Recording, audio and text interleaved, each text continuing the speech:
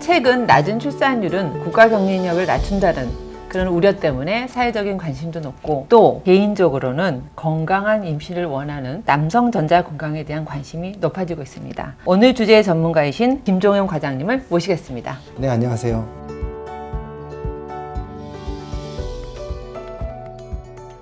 난임의 정의를 말씀드리면은 이제 결혼하고 나서 1년이 지났는데도 특별한 피임을 하지 않고 정상적인 부부관계를 했을 때 임신이 안 되는 경우를 난임이라고 하고요. 전체 부부의 약 15%가 여기 난임에 해당이 된다고 합니다. 과거에는 이런 난임의 원인이 여성 쪽에만 있는 걸로 이렇게 생각이 돼서 여자 쪽만 주로 검사를 하고 치료를 했었는데, 요즘은 남성들도 이제 부인과 같이 검사를 하는 경우가 많이 있는 것 같습니다. 최근에 의학 지식의 발전으로 인해서 남자 쪽 요인이 있다는 게 많이 밝혀졌고요. 실제적으로 남성 쪽 요인이 약 절반 정도에 해당하는 것으로 알려져 있습니다. 추가로 과거에 비해서 좀 달라진 거는 결혼을 늦게 하다 보니까 요즘은 40세가 넘은 그런 분들이 남성 난임 클리닉을 방문하게 되고, 또 특이한 점은 결혼한 지 얼마 안 된 신혼부부라든가 결혼을 앞두고 있는 예비 신랑인 경우도 본인의 가입력을 알기 위해서 검사를 하는 추세인 것 같습니다.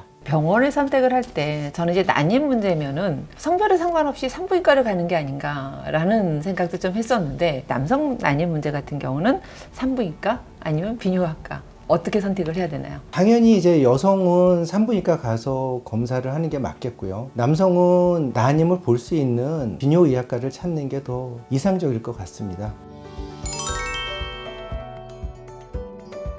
여자 쪽에서는 확실히 나이가 들면은 난자의 질이 나빠지기 때문에 30대 후반경이 되면은 임신율이 좀 떨어지는 거는 확실합니다. 하지만 남성 같은 경우는 드라마틱하게 나이가 들면서 이렇게 확 감소되는 건 없지만, 여러 연구에 의하면은 나이가 들면서 남성 호르몬이 아무래도 감소하기 때문에 정액량이 좀 줄고요. 숫자는 잘 유지가 되지만 운동성이라든가 모양에도 큰 영향을 줄 수가 있다고 하고요. 그리고 활성화산소 같은 게 몸에서 많이 만들어지기 때문에 나이가 들면은 그걸로 인해서 정자 DNA에 손상을 유발하기 때문에 아무래도 남성 쪽도 여자만큼은 아니지만은 나이가 들면은 어떤 가입력이라든가 이런 게 좀 감소할 수 있을 것으로 생각됩니다. 가장 기본이 되는 검사는 정액 검사가 되겠고요. 아울러 환자의 병력, 고환 진찰이라든가 이런 게 꼭 병행이 되어야 합니다. 중요한 거는 정액량하고 정자 수, 정자 운동성, 정자 모양이 일단 가장 기본이 되면서 중요한 검사 항목이라고 할 수가 있겠습니다. 그 외에도 뭐 냄새라든가 pH 농도라든가 이런 것도 같이 검사를 하게 되고요. 그리고 정액에 염증이 있는지 그런 여부도 알아보게 됩니다. 정액 검사의 기준은 정액량이 1.5cc 이상이어야 되고요.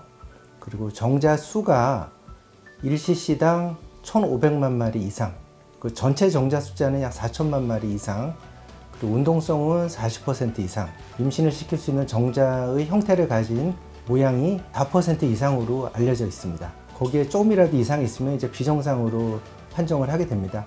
하지만 각각의 항목을 따로따로 평가하는 것보다는 종합적으로 봐서 평가를 해야지 좀 더 정확하게 환자를 평가할 수 있을 것 같습니다. 정자 상태 검사를 통해서 조금 문제가 발견됐을 때 그걸 해결하는 방법들은 어떤 것들이 있나요? 정액 검사를 통해서 이제 환자를 분류를 할 수가 있습니다.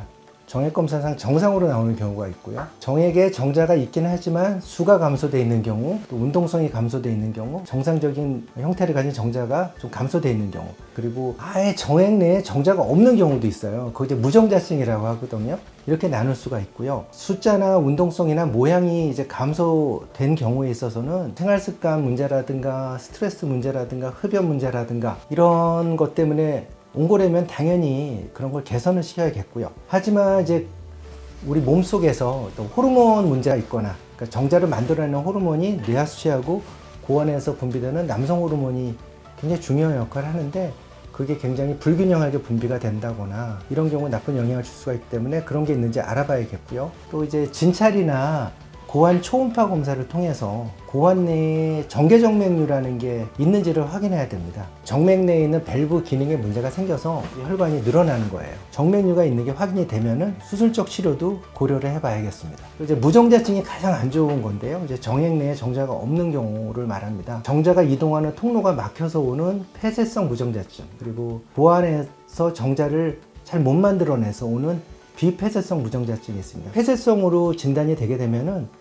수술적 치료를 통해서 막힌 부위를 뚫어주거나 연결을 시켜주게 되면은 고환에서 정상적으로 만들어지는 정자들이 밖으로 나오게 해줄 수가 있고요. 비폐쇄성 무정자증 같은 경우는 이런 경우는 어쩔 수 없이 고환을 뒤져서 조금이라도 정자가 만들어내는 부분을 포켓이라고 하거든요. 그걸 찾아가지고 시험관하기를 하는 방법을 시행하게 됩니다. 과거에는 남성 난이 환자를 이렇게 치료하는 게 좀 제한적이었지만 이런 현대의학 기술의 발전으로 인해서 많은 남성 환자들이 아기를 가질 수 있게 되었습니다. 정자수 운동량을 높이기 위해 단기간 효과를 보는 방법들에 대한 정보들이 꽤 많이 오고 가더라고요. 이게 가능한가요? 생활습관 개선이라든가 보조제를 좀 복용을 하면 도움이 될 수가 있을 것 같습니다. 정자가 이제 만들어지는데, 그러니까 정원세포부터 시작해서 꼬리가 달린 성숙정자까지 만들어지는데 걸리는 시간이 74일 정도 걸리고요.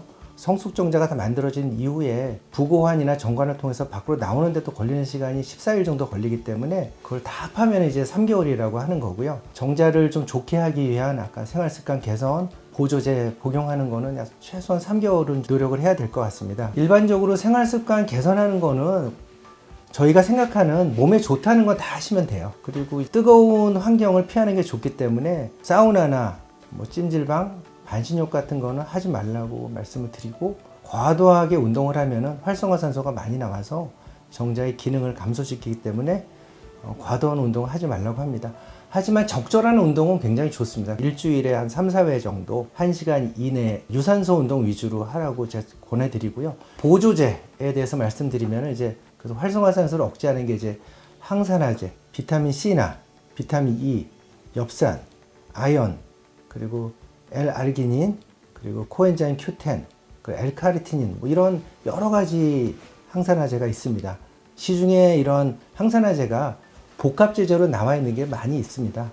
그 따로따로 먹으려면 또 양이 너무 많기 때문에 그래서 이런 복합제제를 이용해서 드시면은 그것도 많은 도움이 될 것 같습니다. 최근 들어서 점차적으로 난임 환자가 증가되는 걸 알 수가 있는데요. 가장 큰 원인은 결혼을 늦게 하는 겁니다. 과거에는 한 20대 중반에서부터 30대 중반 정도에서 이제 결혼들을 많이 해서 아기를 가졌는데, 요즘은 이제 30대 중반 이후에 결혼하는 경우가 많아졌고요. 1년이 지나서 임신이 안 되면은 좀 빨리 와서 진료를 받는 게 필요하겠고요. 남성적 원인이 50% 정도이기 때문에 남자들도 검사하는 게 꼭 필수적으로 필요할 것 같습니다. 또 생활습관 개선을 통해서도 좋은 정자를 만들어낼 수가 있기 때문에 금연이라든가 절주, 그리고 적절한 운동, 충분한 수면, 규칙적인 생활, 그런 게 꼭 필요하겠습니다.